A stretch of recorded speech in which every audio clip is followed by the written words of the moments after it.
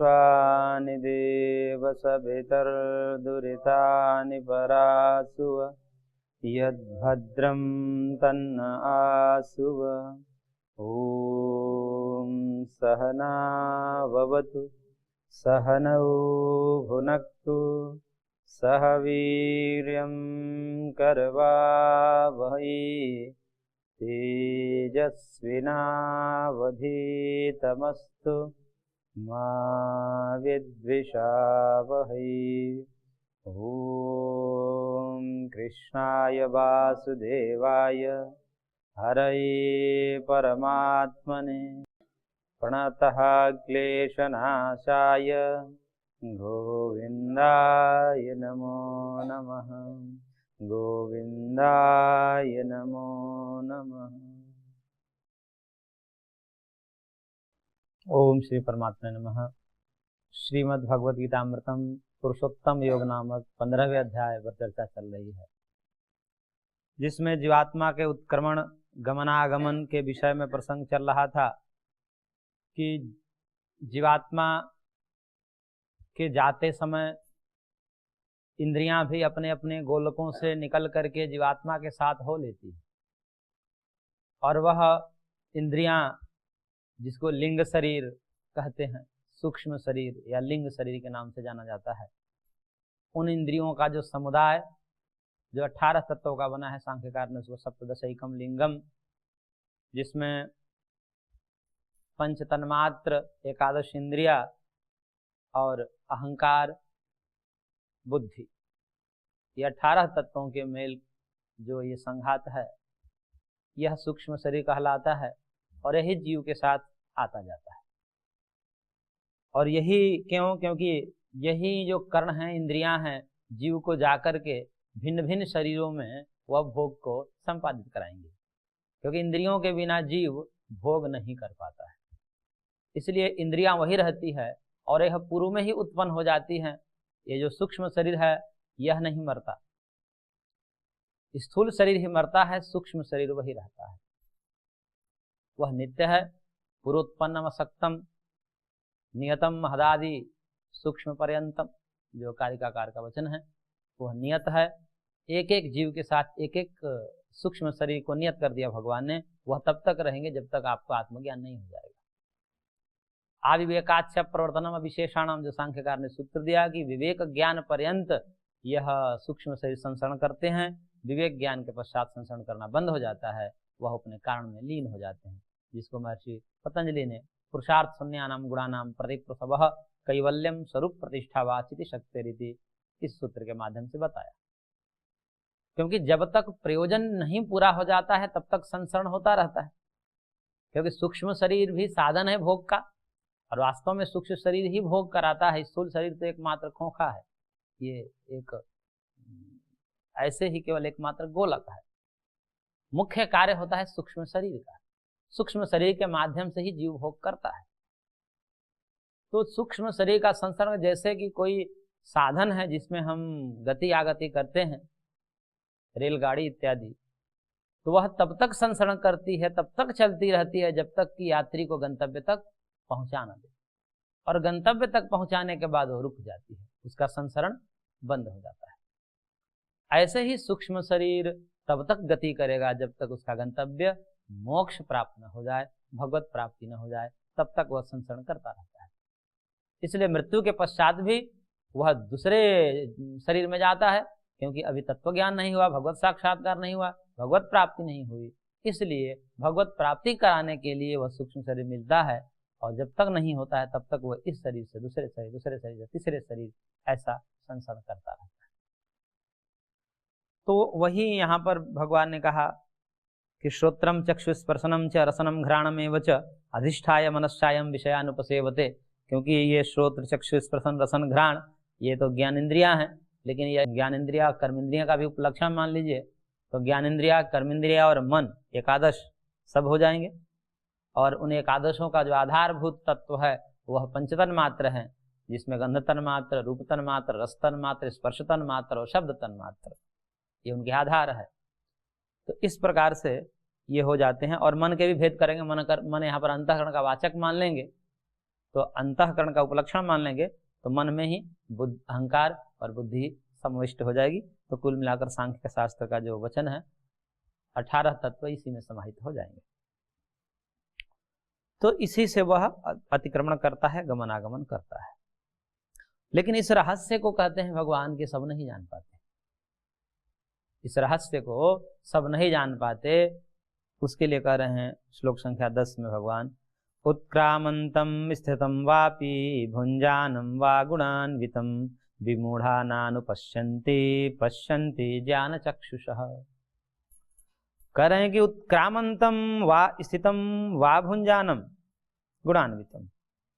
कह रहे कि उत्क्रामंतम शरीर को छोड़ते हुए, शरीर जब छोड़कर जाता है वह सूक्ष्म शरीर के सहित जीवात्मा, तो छोड़ते समय या स्थितम, ये फिर कहीं जाकर के एक दूसरे शरीर में स्थित होता है।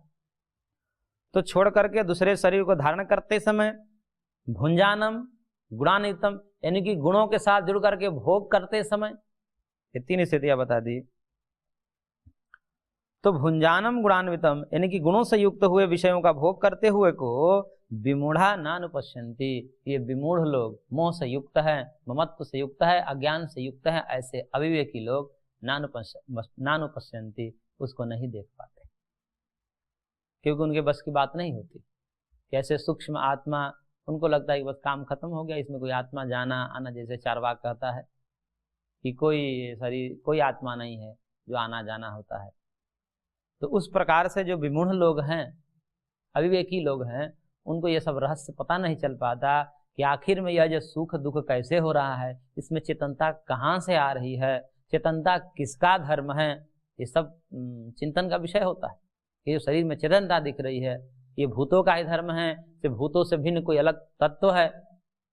तो चार्वाक तो ये कह देगा कि भूतों का ही धर्म है, शरीर ही चेतना के रूप में परिवर्तित हो जाता है।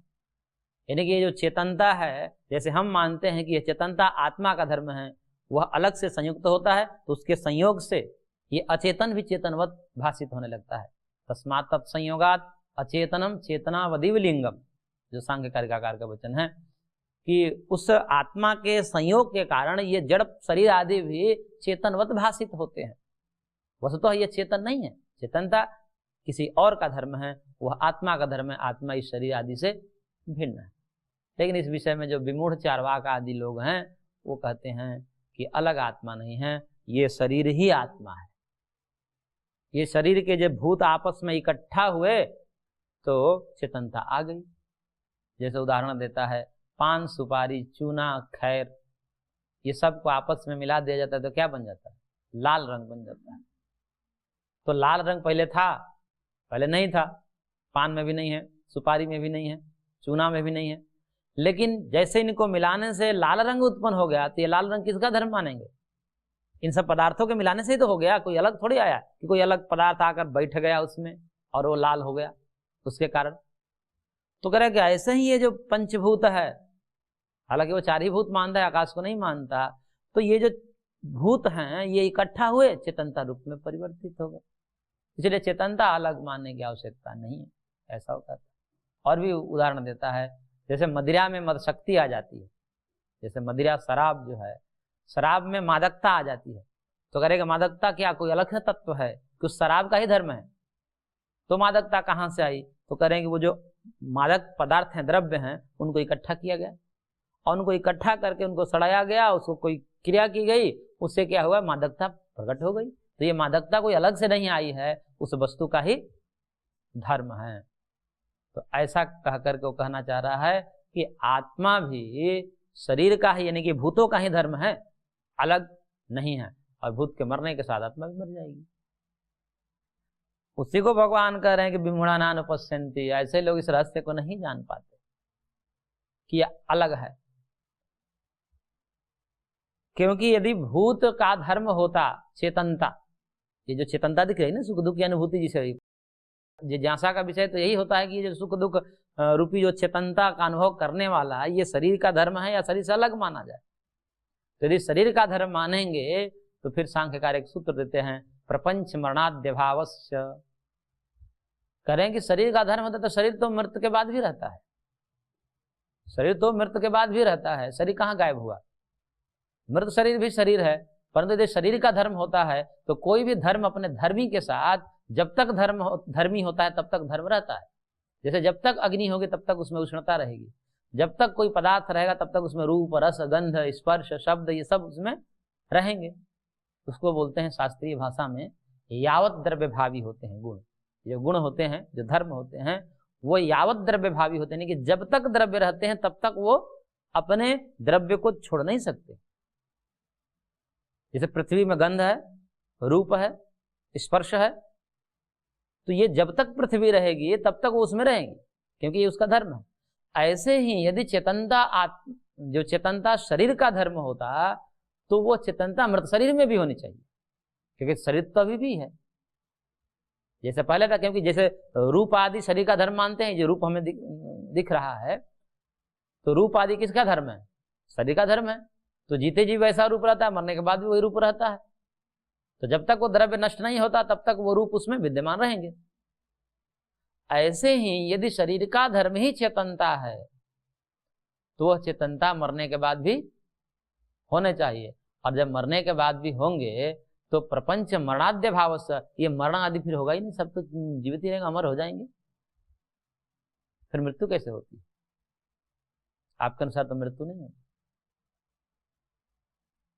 तो इसलिए वह मदिरा वाला जो दृष्टांत दे रहा है कि मदिरा जो इकट्ठा होकर के और उत्पन्न हो जाती, उसके लिए भी महर्षि ने सूत्र दिया कि प्रत्येक कण में यदि आप चेतनता मान रहे हैं शरीर में, तो वो इसके कारण पंचभूतों में भी चेतनता होनी चाहिए, क्योंकि जो कारण में गुण होता है वही कार्य में आता है।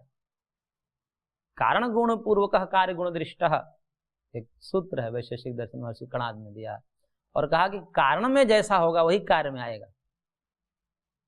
जैसा तंतु होगा, धागा होगा जिस रंग का, उससे बना हुआ पदार्थ यानी कि कपड़ा उसी रंग का होगा। धागा यदि श्वेत है तो उससे बना कपड़ा भी श्वेत होगा। ऐसे ही जो गुण जिस कारण में होंगे वही गुण कार्य में आते हैं। और यदि शरीर में, शरीर एक कार्य है, शरीर उत्पन्न हुआ है और उसमें जो चेतनता को आप धर्म मान रहे हो, तो यह चेतनता प्रत्येक पंचभूतों में भी होनी चाहिए, अलग अलग उसके परमाणु में होनी चाहिए। तो परमाणु में होंगी और तभी तो आएगी, उसके संघात से उत्पन्न होगी। क्योंकि मदिरा में मादकता उसके सूक्ष्म रूप में परमाणु में होते हैं, बिना उसमें सूक्ष्म रूप में माने स्थूल रूप में प्रकट नहीं हो सकते। यानी कि पूर्व विद्यमान मादकता ही पश्चात उसको कार्य संघात आदि के रूप में करेंगे तो प्रकट हो जाती है। यदि उसमें मादकता सूक्ष्म रूप में भी नहीं है तो उसे शराब नहीं बनाया जा सकता। इसलिए कहते हैं कि प्रत्येक पदार्थ का एक नियम होता है, उपादान नियमात, ये भी सूत्र दिया महर्षि कपिल ने, और कहा कि प्रत्येक पदार्थ में बनाने में एक नियम देखा जाता है कि इस पदार्थ को बनाने के लिए यही सामान उपयुक्त होगा। मदिरा के लिए भी तो उपयुक्त है कि इन पदार्थों से मदिरा बनाया जा सकता है। कोई दूध से मदिरा बनाने लगे, कोई पानी से मदिरा बनाने लगे, नहीं बन सकता। क्यों? क्योंकि पता है कि पानी में अल्कोहल नहीं है, जिसमें अल्कोहल की मात्रा होती है उसी से बनाया जा सकता है। तो सूक्ष्म रूप में वो कारण में रहते हैं, वही कार्य में प्रकट होते हैं। परंतु यहाँ पर पंचभूतों में सूक्ष्म रूप में कहीं भी दिख रहा है क्या चेतनता? कहीं एक एक अलग अलग करके देखिए परमाणु में, तो चेतनता है? नहीं है। तो इस प्रकार से यदि ऐसी चेतनता को मानोगे तो फिर इसमें तो कोई प्रमाण ही नहीं है कि सूक्ष्म रूप में वो कह देगा कि भाई सूक्ष्म रूप में भी है, दिखाई नहीं दे रहा है, सूक्ष्म रूप में भी है, दिखाई नहीं दे रहा है, और जैसे ही संघात करते हैं तो प्रकट हो जाता है। जैसे कि मदिरा आदि पदार्थों में भी जिसे मदिरा बनाते हैं उन पदार्थों में भी ऐसे दिखता थोड़ी है, लेकिन जब उसका संघात किया जाता है तो प्रकट हो जाता है। ऐसे ही चेतनता है सूक्ष्म रूप में, परमाणुओं में भी, उसको संघात करे तो प्रकट हो जाएगी। तो करके ऐसा नहीं हो सकता। क्यों?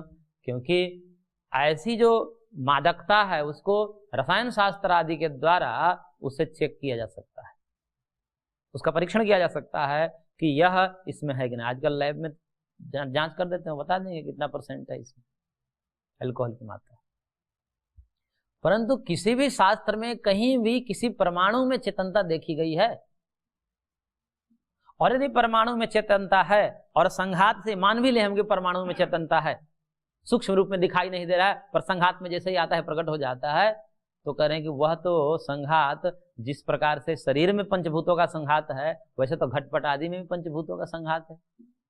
ये मकान भी बनता है, ये भी तो पंचभूतों से बनता है, ये भी चेतन हो जाना चाहिए, इसको भी सुख दुख होना चाहिए।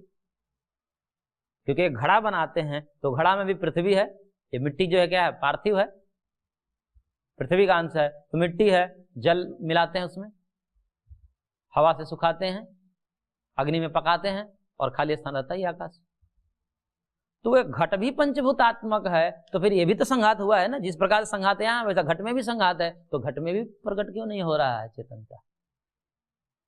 ऐसे ही मकान हमने बना दिया, मकान में भी ईंट बजरी सीमेंट ये सब क्या है, पार्थिव है, जल मिलाते हैं वो जल है, वायु से सूखता है वो वायु भी है, उसमें सूर्य के किरणों से पकता है तो जो है तेज भी है, और खाली स्थान है तो आकाश भी है, तो ये भी तो पंचभूतात्मक है, तो इसमें चेतनता हो जानी चाहिए जैसे शरीर में उत्पन्न हो रही है। यदि आपका ऐसा ही सिद्धांत है कि पंचभूत आपस में मिल गए तो चेतनता प्रकट हो गई, तो वह पंचभूतों का संघात तो ईंट पत्थर मकान इत्यादि में भी है, पर्वत इत्यादि में भी है, उनमें क्यों नहीं है, वो भी तो पंचभूतों से ही बने हैं। तो फिर आप कुछ न कुछ उपाय कहोगे तो फिर वही प्रश्न उठेगा कि एक जगह पंचभूतों के समुदाय में संघात में चेतनता को तो आप मान रहे हो, लेकिन वैसे ही पंचभूतों का संघात अन्य मकान आदि में है, पर्वत आदि में है, लोष्ठ आदि में है, प्रस्तर खंड आदि में है, उसमें चेतनता नहीं मान रहे, इसका मतलब कोई कारण होगा। सीधा सीधा सा कारण दिख रहा है कि यदि यह पंचभूतों का धर्म होता तो फिर द्रव्य जब तक रहेंगे तब तक उसके गुण रहते हैं, तो कोई भी चीज कोई भी वस्तु हर एक वस्तु इस जगत की चेतन हो जानी चाहिए, फिर जड़ चेतन का भेद ही मिट जाएगा। ये जड़ है ये चेतन है, ये भेद देखा जाता है ना लोक में, ये जड़ है ये चेतन है, पत्थर आदि ईंट आदि ये सब जड़ है, इनको फेंकने से इनको फोड़ने से जो है सुख दुख नहीं होता उनको, लेकिन वही किसी जीवित पुरुष को उठाकर फेंके पटके तो पाप लगता है, और पत्थर आदि के पटकने पर पाप नहीं लगता।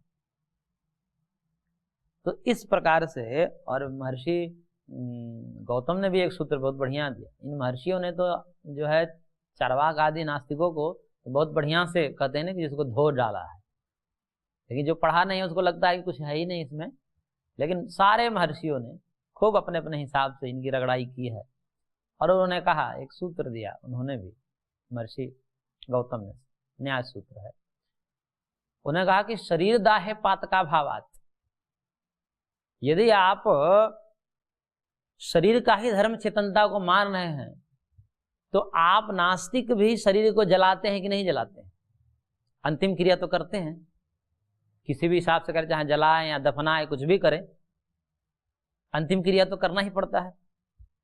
और यदि वह शरीर को आप जला रहे हैं और शरीर का ही धर्म चेतनता है, तो इसका मतलब कि आप चेतन सहित शरीर को जला रहे हैं, चेतन सहित शरीर को जला रहे हैं, और चेतन सहित शरीर का जलाने पर क्या होगा, पातक लगेगा, पाप लगेगा। लेकिन आप भी उसको पाप मानते हैं क्या? तो कहते हैं आप भी उसको पाप तो नहीं मानते, नास्तिक भी उसको पाप थोड़ी मानेगा, अंतिम क्रिया करने को पाप थोड़ी मानेगा, जहाँ जलाएगा या दफनाएगा तो उसको पाप नहीं मानता।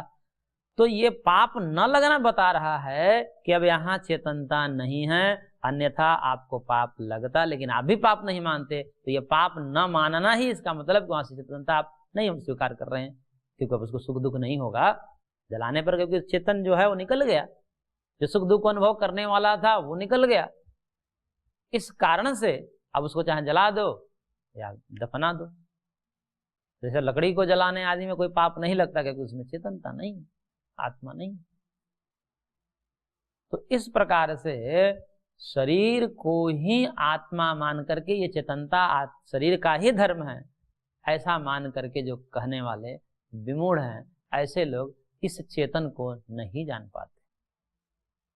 अपितु चेतनता शरीर का धर्म नहीं है, उस आत्मा के संयोग से इसमें चेतनता आ जाती है। जैसे अग्नि के संयोग से जल में उष्णता आ जाती है, उष्णता किसका धर्म है?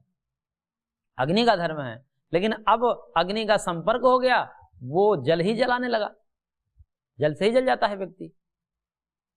तो क्या कहा जाएगा कि ये जो उष्णता जल में विद्यमान दिख रही है तो क्या जल का धर्म मान लें? तो नहीं मान सकते। क्यों? क्योंकि अग्नि के संपर्क से आई है। इसलिए ऐसे जहां पर जब तक अग्नि का संपर्क है जल के साथ तब तक जल गर्म है, और जैसे ही अग्नि का संपर्क निकलता है अग्नि के परमाणु उड़ जाते हैं वायु के साथ, वायु से धीरे धीरे उड़ा ले जाती है अग्नि के परमाणुओं को, इसलिए वो फिर ठंडा पड़ जाता है जल। तो जब तक उसका संयोग है तब तक ही उसमें उष्णता है, और जैसे ही संयोग का अभाव हुआ यानी कि वियोग हुआ वो ठंडा पड़ गया। ऐसे ही, ऐसे को बोलते हैं औपाधिक, एक शब्द है शास्त्र का कि ये औपाधिक उष्णता है। जल में उष्णता कैसी है?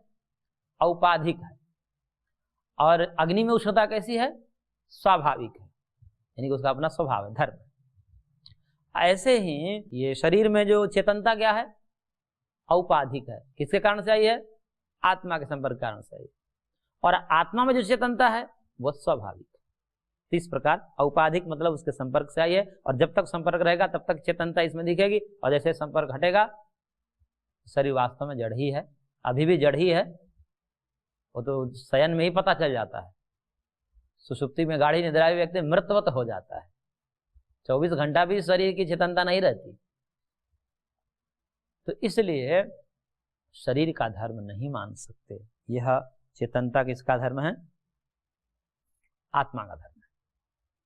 उसी के संपर्क से यह, जब तक उसका संपर्क रहेगा तब तक ये चेतनवत आभासित होती है, परंतु है नहीं। इसलिए भगवान ने कहा कि ऐसे विमूढ़ लोग नानुपश्यन्ति, इस रहस्य को नहीं जान पाते। फिर कौन जानते हैं? तो कह रहे भगवान पश्यन्ति ज्ञान चक्षुषः, जो ना ज्ञान चक्षु वाले हैं, जिनके पास शास्त्र के ज्ञान, गुरु के उपदेश का ज्ञान जिसके अंदर है, जिसके अंदर मेधा शक्ति है, वैसे मेधावी जो व्यक्ति है जिनको ज्ञान रूपी चक्षु प्राप्त हो गया, वो तो समझ जाता है इस रहस्य को कि गया, इसमें से एक तत्व निकल गया जिसके कारण अब ये शरीर मृत हो गया। इसीलिए कहते हैं कि पंछी उड़ गया अब इसमें से, अब ये मृत हो गया। तो जो ज्ञान चक्षु वाले लोग हैं, ज्ञानी लोग हैं, वो तो इस रहस्य को समझ जाते हैं, परंतु विमूढ़, जिनकी मोटी बुद्धि है, वो इस रहस्य को नहीं समझ पाते। उसी को भगवान आगे कह रहे हैं, यतन्तो योगिनश्चैनं पश्यन्त्यात्मन्यवस्थितं यतन्तो अप्यकृतात्मानो नैनं पश्यन्ते चेतसः। करें कि यतन्तः योगिनः आत्मनि अवस्थितं येनं पश्यन्ति। और इस आत्म तत्व को योगी कहाँ देखता है? तो कह रहे हैं कि यतन्तः योगिनः, यत्नशीली योगी जो उस आत्मानुसंधान में रत हैं, निरंतर आत्मा को खोजने में तत्पर हैं, ऐसे जो यत्नशील योगी आत्मनि अवस्थितम, आत्मनि का तात्पर्य यहाँ पर आत्मा के विषय में कहा जा रहा है, लेकिन आत्मा में आत्मा ऐसा नहीं बनेगा। इसलिए आत्मनि का मतलब आत्मा शब्द जो है अंतःकरण के लिए भी प्रयोग किया जाता है। आत्मा शब्द के 3 अर्थ होते हैं। एक तो आत्मा का शब्द आत्मा, जो जीवात्मा हम करते हैं। एक आत्मा शब्द का अर्थ होता है अंतःकरण, और एक आत्मा शब्द का अर्थ होता है स्वयं। जैसे बोले आत्मसम्मान की बात है तो वहां पर भी आत्म शब्द है, तो किस अर्थ में है? आत्मसम्मान मतलब स्वयं का सम्मान। आत्महत्या में भी आत्म शब्द है, तो आत्महत्या मतलब स्वयं की हत्या, तो स्वयं अर्थ में भी आत्मा शब्द का प्रयोग किया जाता है। तो यहाँ पर भी आत्मनि कहा, सप्तमी विभक्ति है, आत्मनि मतलब आत्मा में। तो आत्मा में का तात्पर्य अंतःकरण में, यानी कि वह आत्म तत्व का अनुसंधान करने वाला योगी उस आत्म तत्व को, जब अभी ऊपर कहा गया, जो कि चक्षु आदि इंद्रियों के साथ, सूक्ष्म शरीर के साथ संसरण करता है, उस आत्म तत्व को यह योगी कहाँ देखता है? अपने अंतःकरण में देखता है, अपने अंदर ही देखता है। वो कैसा? अवस्थित। एनम एनम आत्मानम पश्यन्ति, उस आत्म तत्व को ये योगी लोग अपने अंदर ही देखते हैं। परंतु जो अकृतात्मान, जो अकृतात्मान है, यानी कि अभी उनको बुद्धि नहीं हुई, अभी विवेक नहीं हुआ है। एक कृतात्मा होते हैं, एक अकृतात्मा होते हैं। कृतात्मा का मतलब कृत्य हो गए, जिनको जो करना था वो कर लिया, बोलते हैं कि मैं कृत्य हो गया। कृत्य का मतलब, कृत्य शब्द 2 शब्द है इसमें, कृत और कृत्य। कृत्य मतलब करने योग, जो करने योग्य चीजें हैं उसको बोलते हैं कृत्य है। और कृत मतलब कर चुका जिसने, तो उसका कहेगा मैं कृत्य हो गया, यानी कि जो मेरे को करना था वो कर लिया। तो ऐसे ही आत्मा को क्या बोलते हैं? कृतात्मा। और जिसने अभी जो कृत था, करने योग्य था, वो नहीं किया, उसको क्या बोलेंगे? अकृतात्मा। यानी कि जिसने आत्मानुसंधान को नहीं किया, आत्म साक्षात्कार नहीं किया, उसको क्या बोलेंगे? अकृतात्मा। तो ऐसे अकृतात्मनः, उसी को भगवान कह दिया आगे, अचेतसः, जिनको चेतना नहीं है, मानव मूर्ख हैं, जिनको ज्ञान नहीं है, ऐसे अज्ञानी लोग यतंत अपि एनम न पश्यन्ति, वो कितना भी अनुसंधान कर ले उनको पता नहीं चलता। देखिए यहाँ कितनी बड़ी बात कर दी है भगवान, यतंत अपि एनम न पश्यन्ति। ऐसे विमूढ़ लोग कितना भी दिमाग लगा लें उनको पकड़ में नहीं आता। ये जितने अपने आप को भौतिक वैज्ञानिक कहते हैं, उसमें भी दो संप्रदाय है। भौतिक वैज्ञानिकों में भी कुछ आत्मा को मानते हैं, लेकिन कुछ नहीं मानते। क्यों? क्योंकि खोजते रहते हैं। लगाइए मेधा, उसमें खोजते खोजते कितने भी खोजते हो पता ही नहीं चलता, क्योंकि आत्म तत्व तो ऐसे आपको आंखों से दिखेगा नहीं, क्योंकि वो तत्व ही ऐसा है, अतीन्द्रिय तत्व है। उस तत्व को खोजने में दिमाग खराब हो जाता है, समझने में भी दिमाग खराब हो जाता है। इसलिए कहते हैं दृश्यते त्वग्रया बुद्धिया सूक्ष्मया सूक्ष्मदर्शी भी। जो सूक्ष्म बुद्धि वाले लोग हैं वही इस आत्म तत्व के रहस्य को समझ पाते हैं, पढ़ाने पर भी समझ में नहीं आता।